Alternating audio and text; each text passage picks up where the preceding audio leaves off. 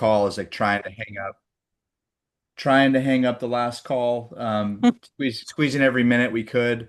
So, was everybody on the morning meeting, by the way? I was not. That's all right. I think you can I watch wasn't either. I missed it. you can always go back and watch the recording. Absolutely amazing. Anytime, David is running the training, or most people, pretty much everyone I've ever seen for that matter, are doing amazing. And just obviously, David always brings the heat, especially on a Monday. So if you didn't make it, try to be at those because it's super awesome. And maybe you can go back and watch it when you're outside of your normal working hours, for some training. So today we've got the NEPQ, which stands for who does can someone tell me what NEPQ stands for, by the way? Neuro-Emotional Persuasive Questioning. Thank you. Yes, sir. And so neuro, having to do with your nervous system or your brain, right? So when we look at neuro definition, just to keep you with us, relating to the nerves or the nervous system. So we activate the emotional side of the call with the client when we engage them with certain questions that we ask. We're not, the thing about NEPQ that I've noticed the most is you're not telling anybody into anything. You're simply asking the right questions with the right tonality and body language. When I'm talking to you guys or I'm on a call, I'm always trying to, I'm pretty animated with my body as well as my face sometimes. And I think that it comes through the call. People can tell if you're smiling, they can tell if you're not smiling, they can tell if you're very serious. And it's not just, it can be felt regardless of their location. They could be in Washington and you're in the southern tip of Florida. You're like 3,564 miles apart, but somehow through the telephone, you're able to communicate at a very high level and persuade. Now, persuade, here's the thing though, I think when production's down, you just have to look at your purpose. Does anybody ever feel like they're not motivated or they don't want to be here, or they don't believe in what they're doing? Ever feel that way, even if it's for an hour or a day? I have. So I'll answer. I have many times. I started in 2019, almost 7 years ago, in June or July. And I've definitely, like that first year, I was just full of all this energy. And about month eight, nine, 10, I wasn't getting my commissions that the pay throughs that you get, from the policies I sold the 9 months earlier. They were going to hit. They just hadn't hit yet. And I was just feeling the effort and the grind. And I had to resell myself on what we're doing. I had to reinvigorate my purpose, my reason. And if many of you guys don't know, I'll just say it here. I don't say it too often, but I worked for Grant Cardone in his office for over 300 days. And Grant would come into the room and I'd be standing, 5 to 7 feet away from him, and he would lead a training. And sometimes he would come in and talk to the sales team and he would say, "Hey, you guys think I'm going to come back to you and talk to you about sales? That's not your problem. You guys know how to sell. I'm going to talk to you about money." And he said, and he would talk to us about your goals and purpose and like, why are you doing this, Because that fuels the sales.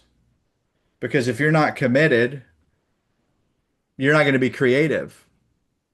If you don't understand a word, or you don't understand what you're doing, I don't know if you'd agree with me, you're not going to be engaged. If you don't know what neuro means, you probably wouldn't show up to the training. If you don't know what NEPQ stands for, right? You have to know what things stand for. So, who here has been here for 30 days or 60 days? Awesome. Okay. How many people have been doing this less than a year? Okay. Okay. Thank you very much. So, does anyone raise your hand? Be honest with me, and I appreciate your participation. Anyone here have trouble with underwriting? Ever? Raise your hand. Okay, that's okay. I respect the person. Hey, look, maybe you don't have trouble. You didn't raise your hand. That's okay. I respect the fact that you raised your hand. Like my respect for you immediately went up, just so you know. And that just Wait, means that because you're underwriting? Can you say that? underwriting. Like, what do you mean trouble with it? Good question. Um, Underwriting meaning, do you ever feel doubt about what a person qualifies for or where to place them with what carrier? Oh, Knowing what they'll yeah, get approved for before you submit the application. I see. Do you ever feel like a little bit of doubt or hesitation there? Not really, to be honest. I kind of know that if I've done a thorough job, that I can kind of trust the Hmm. probably one of I'm probably the minority of people that like doesn't get too worried about it because I know I'm doing a thorough job of talking to them, and if the quarter tool tells me what to do, it's usually right. So, Very good. That's a good point. The quoter tool, it certainly is something that I didn't have when I started out. Um, but I do want to give you guys a very simple a piece to how you could maybe never have doubt ever again about underwriting once you do what I'm about to suggest. This is just a helpful, friendly tip. Look, if you can't underwrite, forget about selling, right? So let's just cover this really fast. Let me move this out of the way. You can't see it, but I'm moving it. Okay, good. So this is the app for American Amicable. Why am I bringing this up? They're probably, they're one of the top five carriers, I think, in my opinion. I've written hundreds of applications with this company, um, and I can put notes at some point in the application. It's like under the underwriting section, you can put comments. Yes, they take lisinopril. No, they've never had congestive heart failure. I worked for a company who made it where you don't have to do a 30-minute phone interview anymore. Back when I wrote with this company, like when I first started, not only did I have to sell the client, get their bank account, get their social, I then had to call in to a third party, which you may or may not have experienced before. Hey, wait, let me see if I can see everyone on the screen. Give me a second. Um,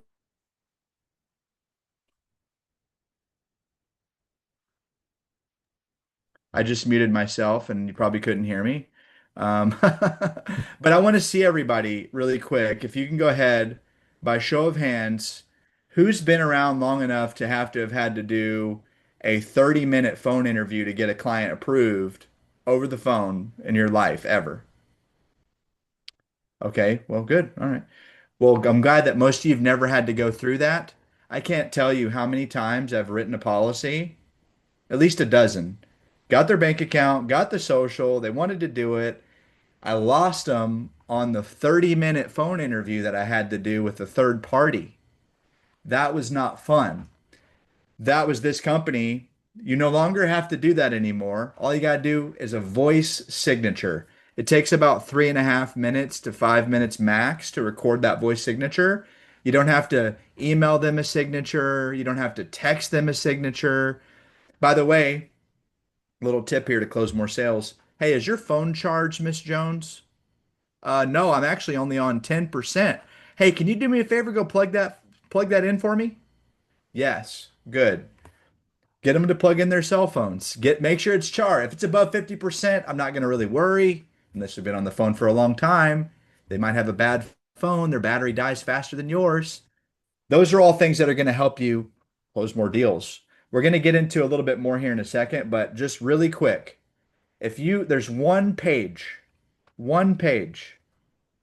If you know, if you can fill out this page, if you know every word right here, all you got to know, if we counted them up, how many words is this? I don't know, but it's probably like couple hundred words, and a lot of them are common words.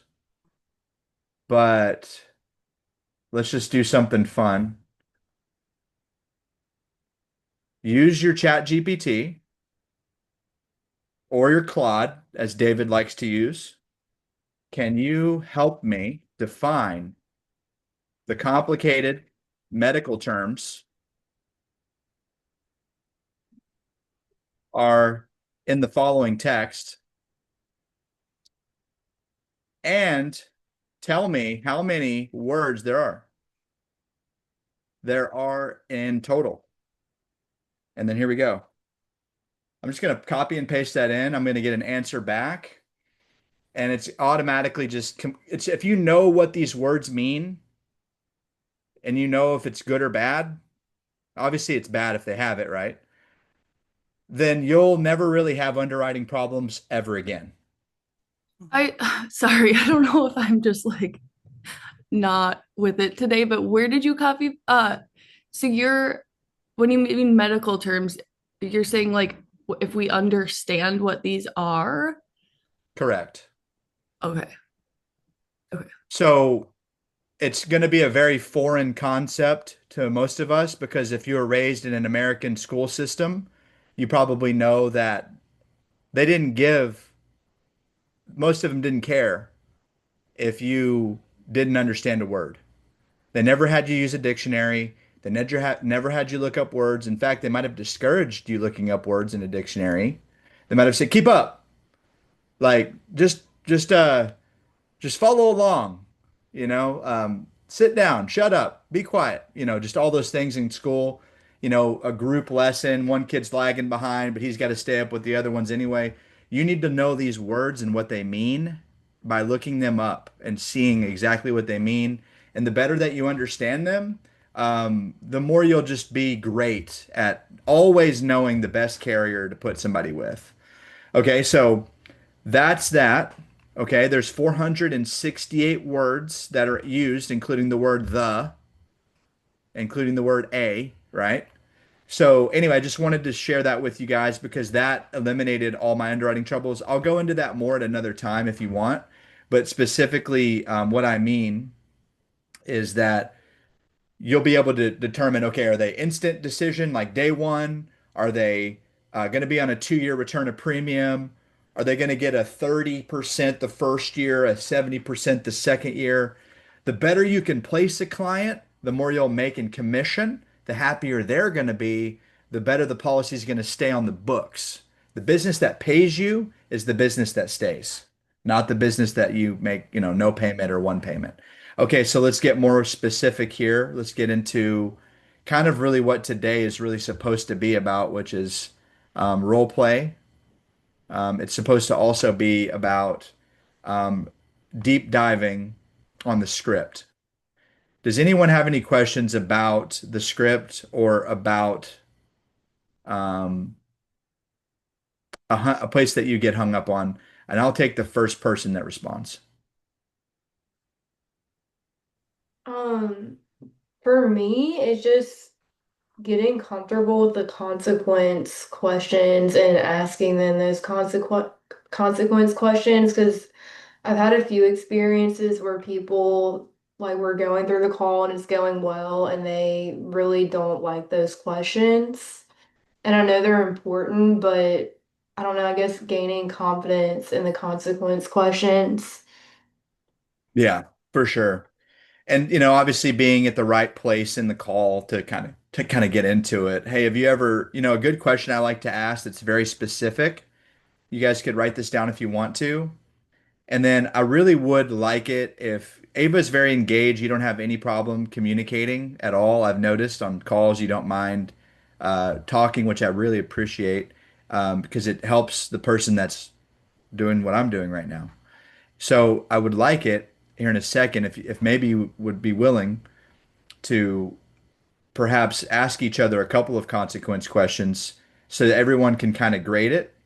And then also you can see how it feels on someone else and kind of give each other a little feedback. For example, my favorite consequence question to ask anybody is there's two of them. One, do you guys have anything specifically in place for your final expenses? And if they say yes, that's fantastic. Now, are you trying to save money? add to what you have? Are you looking for a loved one? Or are you looking for the right type of coverage? Those are like the four things I always say when they have coverage. Like the four things that could be why they're on the phone with me, right? They're adding to it. They're trying to lower their monthly cost. They're trying to look for a loved one, or they know that their coverage is going to expire and they need to do something about it. Um, I like that fourth question though. Like, are you looking for the right type of coverage? Mhm. Because if they're like, wait, you mean I might not have the right type? It kind of puts a little like they either know they have the right kind or they don't know. And it's my job. It's a consequence, really, kind of. The other thing is, the other question I like to ask is, have you ever known somebody who lost somebody? They had to run around and figure out how they were going to pay for it. And if they say yes, I'll say, well, that's great. That means that everybody you know already took care of this and that you didn't have to worry about the negative side effects of it. What made you look into this? Because maybe early in the call, you can't get them to tell you, like right off the bat. You're not going to be able to get them to say, hey, I'm here because my mother died a month ago and we didn't have anything. And my brothers and sisters, we were running around, we were stressed out. I don't want my kids to go through what I just went through. That was a nightmare. When they say that, you're getting into the pain, you're getting into the emotion. That's a buyer. Now, there's going to be other things that are to getting it done, but that's the most important thing you can do to get them to agree to do business with you. Because they're going to buy it from somebody, they're going to find a way to take care of it. Whether it's with you, someone else, saving it in a savings account, which they probably aren't going to be able to do very effectively. Because would you rather your life, this is another consequence question. Would you rather your life insurance, your policy, actually, sorry, let me start over. Would you rather your savings pay for your funeral, or would you rather a policy do it? Almost always they'll say a policy. They might laugh. You might even laugh, Miss Jones, at me and say, "What savings?" And then they'll say, "Yeah, that's me. What savings? I don't have any savings." Hmm. Right? Right. If you don't take care of it, actually, you know what? It's really easy to close people who want a funeral. Part of the reason why is if they, especially if they don't have anything. Hey, so you're okay, like when you know they want a funeral, I want you to say this to somebody. This is a consequence question. Hey, you're okay with that? You're okay with just doing a cremation, right? Raise your hand, like guys. I don't mean, I don't really care actually. You need to kind of get comfortable with this. Who here is going to do a funeral? Raise your hand. Do you care? Okay, so you care. So Laura, if I said to you, are you're okay with doing a cremation, right? Ooh, what is that? How does that feel? Like, what do you think? Well, you're trying to give me the oh, make sure I'm unmuted. You're trying to get me to do the cheaper one. You're trying to No. get me to put me into something. I want you to do something, but you'd be okay with the cremation, right? You would No, do it. No, right? right? No. Now, if you don't pay for your funeral, who's going to? If we don't get this done and you passed away tomorrow, what if they don't have the money for a funeral, Hmm. right? Right. Now, let me ask you this. Do you have a policy on yourself to cover funeral, Yes. cremation? Awesome. So you're not a hypocrite, right? You can't be, right? So I believe in owning what you sell. Hmm. If I die today, you know, they're getting money, lots of money. Good. No stress, no worries. Good. But if you didn't have that, I can go a little bit harder, but I do it through questions. I don't say, well, you don't have any money, so they're going to have to pay for it. So That's not consequence questions. That's consequence telling. And the difference between, like, I think the best salespeople, it's not telling the client, you're asking really good questions without making them feel trapped and triggered, right? Getting them kind of, because we're already into the call. Like these questions, we're further into the call. A consequence question is like, I'm super slammed. I think early in the call, I'm super slammed. Would it, could you just stay here with me for a minute to see if it even makes sense for me to call you back? Like, make them feel like, wow, I'm about to miss out on this guy or lady that's calling me because they sound pretty good. They sound pretty sharp. And I'm about to just kind of cast them away like a inconvenience when really I should be respecting them because they're a professional, right? Those are consequence questions. Like, so let's do this. Who's willing? Okay, I'll take the first two people that raised their hand up physically in the camera. And who's the first two people that would be willing to just kind of ask, have a 2 minute conversation? 2 minutes one way, 2 minutes the other way. Okay, good. Jessica. Who's the second person? Okay, Laura. Good. Thank you. So I didn't want to put anyone on the spot forcibly. I wanted, you to be willing. So, okay, good. So let's do this. I want Laura to go first, if that's okay. Jessica, since you brought this up. And then you'll be the customer. So she'll say ring ring, and then you'll say hello. And then we got 2 minutes from beginning to get into some, find 2 minutes. Just practice. This is what we do on our training with Joe that we do with NEPQ that with David is we'll get 2 minutes from the beginning, try to get to some consequence questions, really try to be the customer so that way you can feel like how it feels, right? And then everyone else, please observe so that way you can give feedback. And I'll just be here on the sideline. And I'm going to set a timer, okay? Okay. Ready? You're going to unmute Jessica, and here we go. Start. Ring ring. Hello. Hi, Jessica. Mm-hmm. Hi, this is Laura.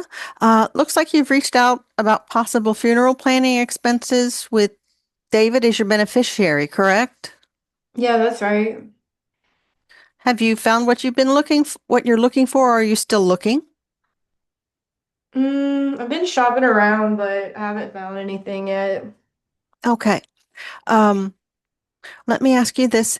Have you thought about what would happen if you passed away tomorrow and your family had to come up with the 10,000 plus dollars for your funeral? Ooh, that's kind of personal. Why does it matter?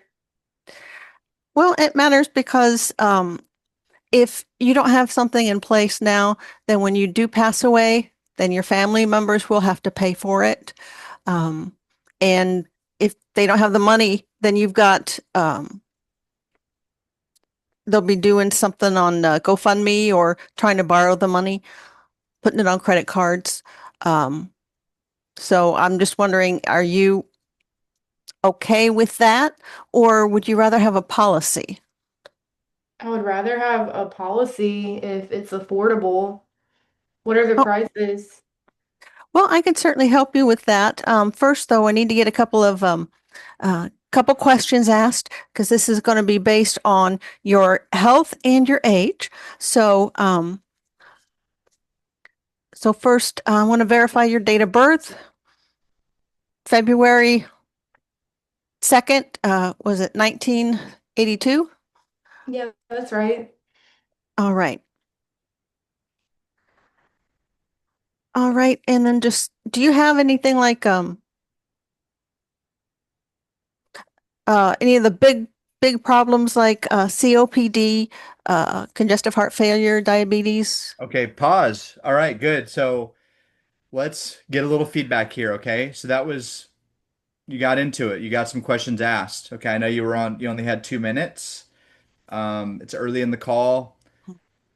What do you think, Jessica? How did it feel when she kind of covered the GoFundMe question and kind of went with that route? How was that for you? I feel like a lot of people on the phone, it might be a little, I mean, I know that we're doing consequence, but I feel like that might be a little too personal too soon. Yeah, yeah. I Um, agree on the early part of the call for sure. It's kind of like an interesting thing that Joe does to us to kind of make us do it in 2 minutes. And it's been pretty interesting. We can do some greeting and intro role plays at some point, but at the same time, like, and we can definitely do that today, but also like I feel like like you said, it's deeper in the call. It's deeper in the call that this takes place. Um, And I felt that too. yeah, also the thing about the first 2 minutes of a call is I don't want you to regard anything that they say in the first 2 to 3 minutes as truth. Hmm. It's interesting that people won't just tell you the truth every time you ask them, and they will lie. Just because it's interesting that they don't want to hurt your feelings Hmm. and that they haven't hung up on you, but that they'll lie to you to get you off the phone so they don't have to hang up on you. It's kind of weird. I don't know. Like, I'm going to do one thing wrong instead of the other thing wrong. Instead of just saying, look, I really like when I get a salesperson on the line, I just want to tell you guys, just so you, because I don't want to be a hypocrite. It blows my mind when salespeople, like when I'm trying to sell a salesperson something and they treat me poorly. I'm Hmm. like, hey, do you treat your customers like that? No. I'm like, then why do you treat a fellow salesperson like that? Because don't you think you're going to get what you give? Right? So if I have a salesperson trying to sell me something that I'm not going to buy or that I don't want to buy, I'm like, listen, here's where I'm at. I do want your product. Maybe now is not the best time for me to purchase it. I don't want to waste your time. I just want to be completely honest with you and not like lie to you about something. I don't want to lead you on and make you call me 15 times thinking that I'm going to do something that I'm not going to do until this date. Hmm. Another thing that I'll do just to be so I'm not because you practice kind of what you preach, right? Hmm.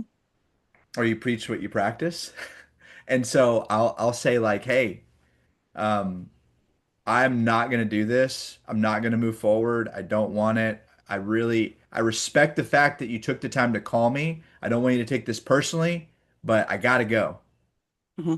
If that's me hanging up, I'll take the extra 5 to 10 seconds to say, listen, I respect you as a person. Keep going. I'm not going to do this. Hmm. I don't mind. Hey, if you can't exercise that muscle, it's never going to get stronger. And it's a mental muscle. It's a physical.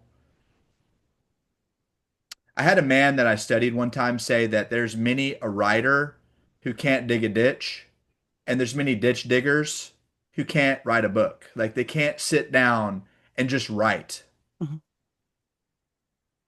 And then you got a guy like Ernest Hemingway or no, Dickens, Charles Dickens, he would do like 5,000 words a day. And that's a lot. And you're like, dude, if I had to do that, I would not want to do that. So it's a muscle, right? Like the first day I ever made 200 calls, the first day I ever asked that really uncomfortable question, you just have to do it. And you can practice more, like role play more. So let's switch this, okay?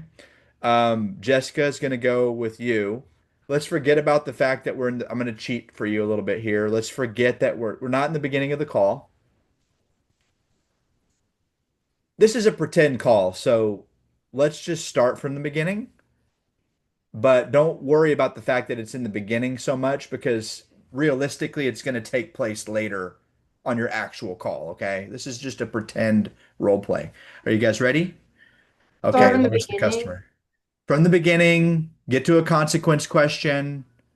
Um, Pretend that it's later in the call, but you're starting from the beginning. Let's just do it for fun. Okay. Okay? All right, Okay. ready? Okay. I'm going to start the timer and start. Ring ring. Hello? Hey, Laura. Yeah.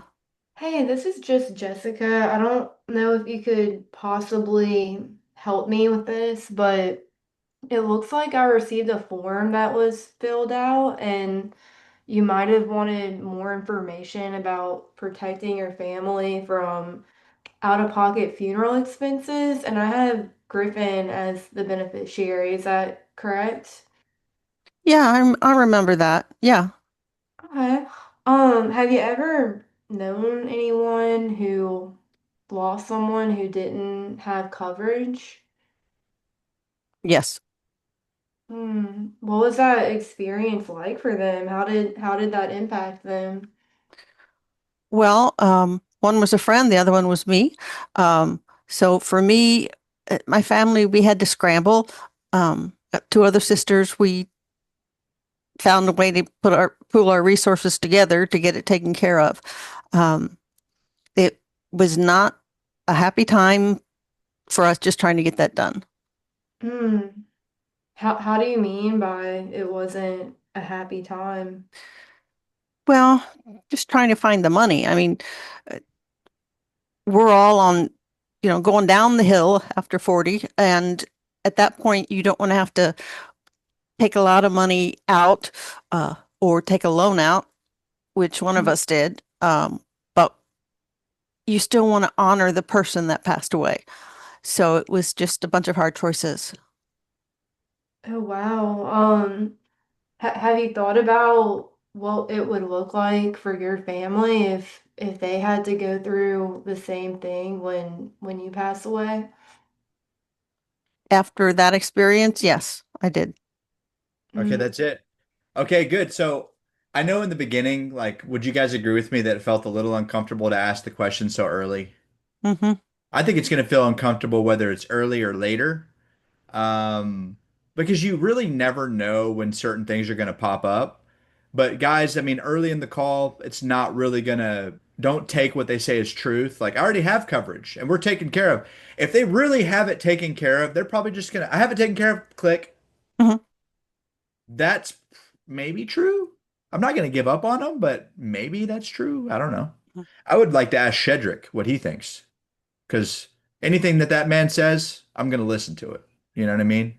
Leading the leaderboard, like for the month, for the week, and he has got some personal things going on that he's been dealing with. I don't know what they Hmm. are, but that's just what he said, and he's still doing that. So maybe he'll beat that if he can keep the same drive, and he works a lot. But anyway, um, what do you think, Laura, about how she did there? Um, How did it feel? well, I think she got into it a little more gentler than I did, which probably felt better than what, if I had done that. Hmm. Um, she That's kind okay. of, yeah, she kind of helped me to get there with her questions instead of just saying, "Hey." Right. No, that's okay. And I probably gave her, a couple extra pieces of ammo. Plus she Hmm. was second. And I always feel like the second person has a bit of an advantage. And that's okay. But I would like for you to carve out a little time for yourself to role play, even if it's 5 to 15, like 15 minutes max. Hmm. Try to do like 7 minutes with someone and they do 7 minutes with you so they get something out of it and you both win. And you're going to be able to get more comfortable doing the uncomfortable. I know it sounds a little bit interesting. Like I used to hate it when people would say that, but I realized like with certain things that are healthy, that are positive, Hmm. um, I'll give you an example. There's times where certain people feel more comfortable eating some ice cream instead of dinner. The thought of eating ice cream is more appealing to Hmm. them than eating dinner. So what do? And kids are like this, and adults can be like this too, And if you have kids, you know what I'm talking about, grandkids, brothers, sisters, nieces, nephews. So like keep that in mind when you're doing like you got to get uncomfortable. You got to get really uncomfortable doing the hardest parts about our job, and that's what you want to role play is the hardest parts. Okay. Um, mm, does anybody have a call they want to review? Because that's part of this as well. Does anyone have a recording of a call?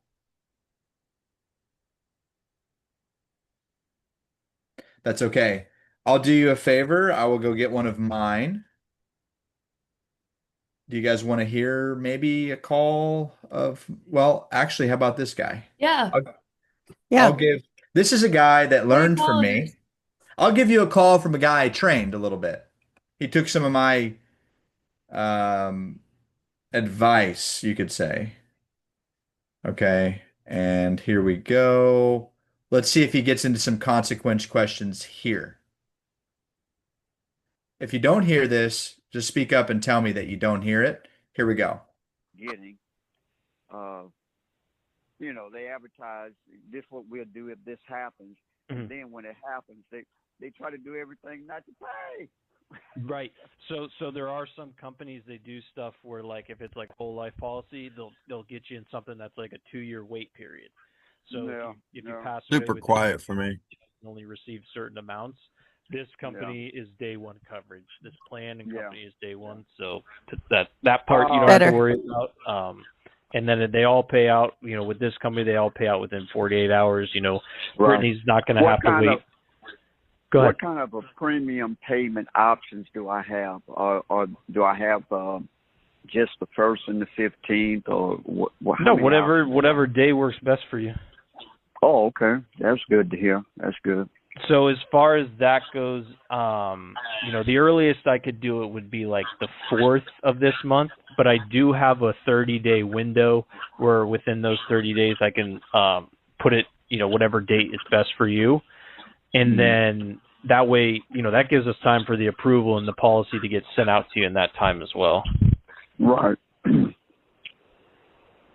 Let me do this. I got your figures. Let me see. Let me look at my budget, and I can call you, or you can call me on Monday.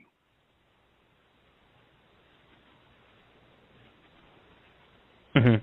I mean, so what's your hesitation here? I just said it. My budget. Let me look at my. So that's a kind of a consequence question, but not really. It's like he gets it's an uncomfortable question to ask. How about that? budget. Right. So I mean, if it's the budget that's you're worried about with the 303 a month, we can find something cheaper to get something in place for now, and you can always add to that. Again, it's not so much that I'm worried. I want to look at my budget, and then we'll go from there. Okay, yeah, that's fine. So let's just get you pre-approved. That way we can get everything back. Nothing, no payment or anything like that would come out until whatever day you wanted. Like I said, I have that 30-day window, so up all the way until the 2nd of March. So let's go ahead. We'll get you pre-approved, and then that way, you have that time to kind of look over everything. If we need to move some things around at that point, we can. Okay, we'll Sound fair enough? I'll work with that. Okay, so you want to start with the 50,000, right? Yeah. Okay, so then all right, so that's the 303. That's really good. He couldn't really argue with that, right? Did you notice? Like he couldn't really. This guy, did you kind of hear him almost sound defeated? Yeah. Like his objection didn't work to Zach. And Zach was in the Marines. He just did what he was told.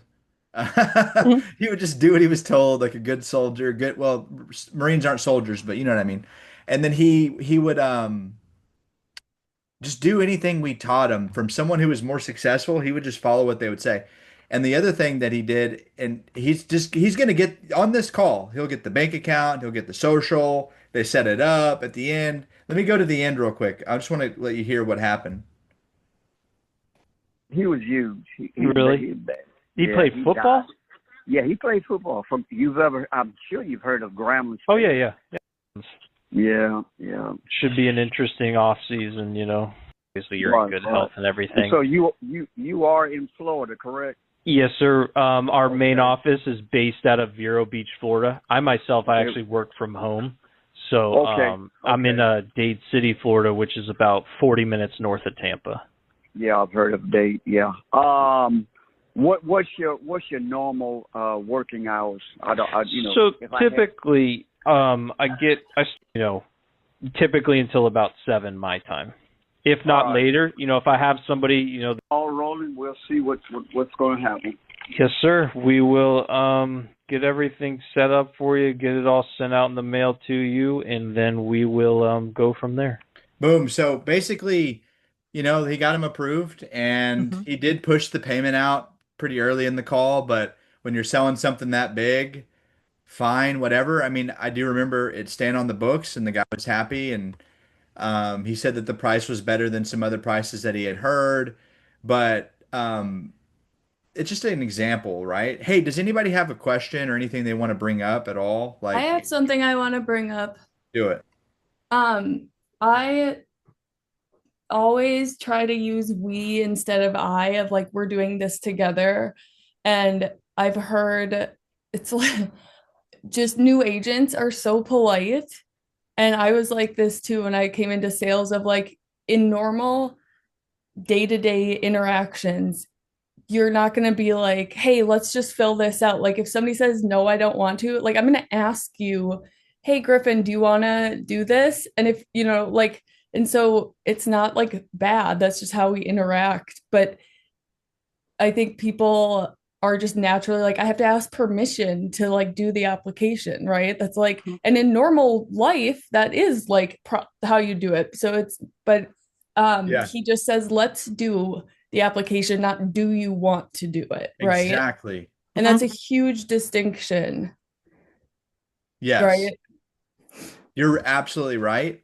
And it is something that we're doing together. And these people do need to be led. And, you know, guys, I have to tell you, I was listening to a book that David had recommended. It's on my other shelf across from me. So I'm going to leave it over there, but it's called Sell or Be Sold. And I was listening to the audio version. And in chapter 8, it really goes over like kind of being unreasonable about what you're doing to the point where you're so sold on what you do for the people that you're helping that you don't let any reasons or other things come in to interfere with all the mental things that come in and make us. Actually, I'm going to give you an example because Evan just popped in here, and I'm really glad he's here. And I'm going to answer your question, Jessica, because you got your hand up. But Evan, like when you first started, I know that those first 60 days, you were just like a machine. Like you're like, I'm just gonna do this, and I'm gonna get it done. And if they don't want it, they can cancel it. Like, can you just tell me really quickly, like what your mindset was, like when you very first started? Those first, like when you were an animal for the first 2 months. Yeah, just that, man. I mean, it was kind of like Ava brought up. It's this person's talking to me. They filled out a thing about getting some insurance. We're getting some insurance. We're doing this together. The only reason we're not getting to the end of the app is if they hit the red button. Other than that, I'm going to acknowledge every objection. I'm going to agree with them. I'm going to address it, and we're going to go through this as a team, but we're going through it. And if we push the payment out, or if I tell them, we can fill it out and you can think about it later. And if they ended up, thinking about it and not wanting it, so be it. But I gave myself a shot to whether I got, 3 months of the commission or 6 months of the commission or 20 years of the commission. You're not going to get any of it if you don't fill out the app. Right. I Right. wasn't afraid of chargebacks. I wasn't afraid of people canceling. I know that stuff's going to happen. But if 10% of the people cancel and you fill out 3 apps, that sucks if one cancels. But if you fill out 100 apps, it's not that big of a deal. It's very So true. I was a machine of, I was never bullying people. I never lied to people. Um, but I helped people fill out applications. That was my goal. I talked to a lot of people and I filled out as many apps as I could. Absolutely. And then did you ever feel, this is the follow-up question, okay? This is the second question I wanted to ask you, okay? Did you ever feel like that muscle at some point potentially, not saying that it did, got weaker, where you ever like kind of fell into believing what the client was saying to the point where Like you didn't get it done because you were like, no, well, they do really need to talk to their dog, like some sort of reason. Did anything like that ever happen to you? If you lose your momentum, yeah. Like once I sold like an animal first couple months and then, kind of went into team building and then kind of just relaxed a little bit. Don't recommend that. Once you lose that momentum and you lose that confidence and that authority and that, everything there, you got to get it back again. And you're weak in the beginning again. You go back to being weak and you believe what they say and you think they're going to call you back and they say they do and you think they're going to go think about it, but once you are good at getting over it, just keep getting over it and you're just very confident, you're very quick with your responses, you're very professional with your responses, and you're Yeah. just very good at getting through it, but don't lose Yeah. it. I 100% agree with you. Like the same thing happened to me, and I call it like my call muscle. It got weak. It deteriorated a little bit, and then when I got that momentum back, I was like I was able to get more deals done without, like you said, I didn't have to bully anyone. I was just helping them fill out apps.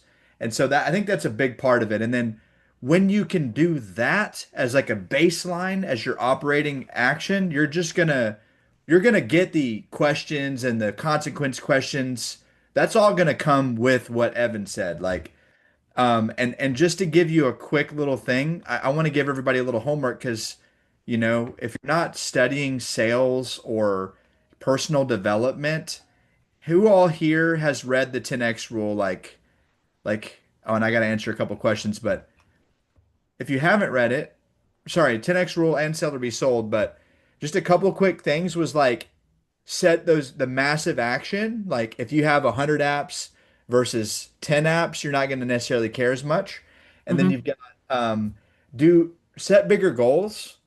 Rejection is a numbers game. The person who contacts the most wins. Like dominate, don't try to compete. Your income does reflect your activity level. Hmm. Uh, Average is your enemy. Selling to just be good enough is a dangerous place to be because if you drop below that, then you can't pay your bills. There's just a few core principles that you really learn. You can do the audio version. You can also do the book version. But anyway, I don't make anything off of that. The question, Jessica, you've been having your hand up for a while. Sorry. I have a question about not asking for permission and just going through with the application for whatever the objection may be. The other day, I successfully overcame an objection for the first time and made a sale. And I mentioned to her that if she wants to shop around and find something cheaper, she has the 30-day free look period. Do you recommend including that or leaving it out? I would recommend that you mention, because how many carriers do you have? I think I have six, but I say I have Okay. all of them. So they can do all their shopping with you. And Evan did say in the comments that as soon as someone's like, I'm going with this, boom, we're filling out the application. Like we're Hmm. getting right into it. Like you're already like assumptively, okay, great. So I got your name, I got your date of birth, da da da da. Like you start filling it out. Like that's how it is in car insurance. Like they're not going to be like, it's just all assumptive. And it should be the same way here. Hmm. And then when you said, should I leave that out? I wouldn't necessarily, I would change the concept. Hey, look, I've got some really amazing carriers. If you ever think that you can get a better deal somewhere, we already did all the looking today, but just give me a call because it may not be the right type of coverage. You might be getting something that puts you in a waiting period or puts you into restart your period of whatever, depending on what you sold them. Or you might be getting a temporary policy that'll go up in 5 years or cancel when you turn 80. But I've got half a dozen of the top carriers in the country, and then name a couple of them off. If this doesn't work out for some reason, I want to be your agent. I want to be here from now until the end of time. Like that's my goal. So I have people that call me, like I can say stuff now that I couldn't say when I first started. You Hmm. know what I would actually do? I just want to tell you, I did kind of like if I was Evan and I just started, I would say, "Hey, last month, Miss Jones, I helped 30 people get this done." And they would be like, "Wow," or last week I helped 15 people get a policy, just like we're doing today. Today I helped two people. You're the third person. I'm gonna get five done today. And then in my second month and third month, like I was doing like 30 a month, 30 people. So I was like, I've helped 90 people in the last 3 months. Like that was something I could just kind of throw in there. Hmm. Um, and I'm like the Google of insurance carriers. I'm gonna make sure we get you the lowest cost with the most amount, but it's really gonna be the best carrier regardless of anything. Someone that's been around for a long time, they got a great reputation. And I have people that call me from 6, 7 years ago that like I wish I might have recorded it the other day when I was on the phone with the lady who's 86 now. She can't even get coverage anymore. But she was just like, I found your card that you wrote me in 2021, and because I had lost your number and I just called you because, and she just, it was an amazing like testimonial, you know? I wish if other people heard what she said to me, I would close everyone. Like if they knew how this lady Yeah. felt, right? So it was cool. It was cool. Like it was just very rewarding because she's like, I actually on the card, she said, "Congratulations for having your policy for over a year with me now. Please feel free to call me with any questions or anything you ever need for you or anyone in your family." She read the date on the card. It was her 1 year anniversary. I sent her a thank you card and it had my card in it and it had my cell phone number. Anyway, I digress. It's 1:54. I usually don't like these things to be this long. Question, Ava, did you have a question? Yeah, I was thinking back to the beginning of my sales career and when I was just like crushing it and like President's Club, you know, stuff. And I would run every morning and listen to this is a question. I would listen to one of my calls and then someone else's call that was like either really good or one of my people that like sucked. And I was Hmm. trying to think of like, okay, so what do we do if we feel really out of shape, right? And describe like what you were saying of do you feel like you start believing clients and all that stuff. One thing that always without a doubt gets me going is listening to another call, like just hearing that guy on the phone say, "Oh, like, yeah, I'm gonna look at my budget." You can hear it so much better when you're the third person in the room, right? When it's Hmm. not just you and you're like, "Oh God," and you want to like be the one talking and like, especially if you're listening to a bad call. But are there calls like that was when I mean we had to record everything because we did background checks. This was when I sold leads, but is there anywhere that we can listen? I mean, obviously I can record my own calls and that kind of stuff, but like one thing I loved listening to like really good calls, like the top people. Um, and there I guess there's an argument of like, well, it's better to just like do it or whatever, but I don't know. That always pulled me out of it. Do we have any plan of making a library of calls? We can always figure something out. I know that people probably have said that before, but it's It's the hard super part. helpful. The hard part about doing that is we have to go bleep out or cut the call a little bit because we Well, don't yeah. want, their personal information being broadcasted to a mass group of people. Yeah. That's one of the issues. So someone just has to like take the time to Well, shit, I'd do do it. that. Yeah. Yeah, the other thing is I gotta keep myself sharp mentally by listening to audiobooks. I really like Grant Cardone, um, Closer's Survival Guide, Sell or Be Sold, If You're Not First, You're Last, The 10X Rule, Be Obsessed or Be Average. I've listened to each one of those books more than once, Yeah. and Sell or Be Sold is like 15 hours, so I think I've only done that one 3 times. But I'm Fair. sitting here telling you that I've listened to Be Obsessed or Be Average like 8 times. I've listened to the 10X Rule 3 or 4 times. Sell or Be Sold, I was just listening to it, and I got such a huge realization from listening to the seventh or eighth chapter again for like the second or third time because we allow negativity, I think we can all agree to this, to creep into our mind and give us doubt and uncertainty. So I try to fill my mind with good, positive, Oh yeah. professional information. And that could be live calls. There are some good people on YouTube who be careful with who you listen to, but um, I'm not Yeah, I don't know why worried. I didn't even think of that, like just listening to live calls.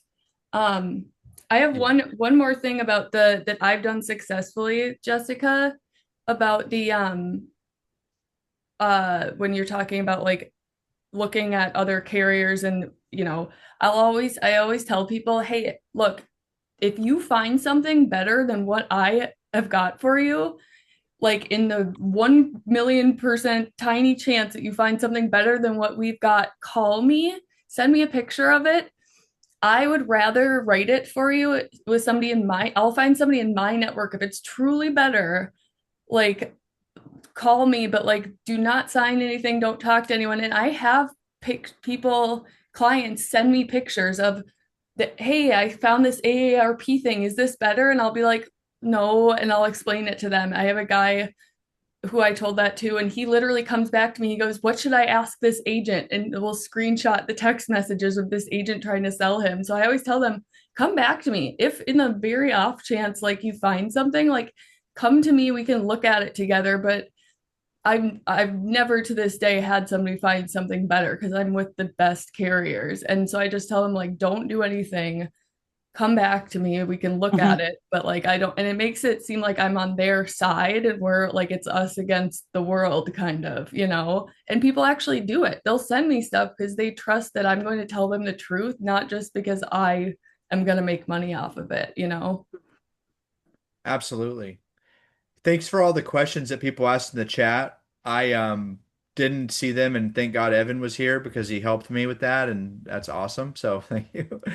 Any final questions as we are about to depart the call? Okay. Thank you, Ava, for sharing and absolutely work that muscle, role play, listen to the audiobook, Sell or Be Sold. I don't know how much it costs, but it's an investment in you and your education. So don't ever sell yourself short by not investing in your own personal development, okay? Every dollar you spend on your personal development, it's worth so much more than you can even quantify into a number. All right? Sell or Okay. Be Sold by Grant Cardone. Grant Cardone. It's an incredible book. You need to I'm let it gonna build order up. it right Let now. it let it build up. Get to chapter 7 and 8, and that's kind of where I really started to be like, oh wow, I needed this. Like Yeah. to do it again, like the first 6 chapters, I was already like, okay. But the seventh, eighth chapter, that was when it hit like me like a wall. Like I need to get back to that crazy new guy who just he'll make more sales than the vets just because he doesn't have any idea about he just does. My manager told me to do this, so I'm going to do it. He's He not told me jaded, right? what? I said he's not jaded. Like I feel like I get kind of, you get like, yeah.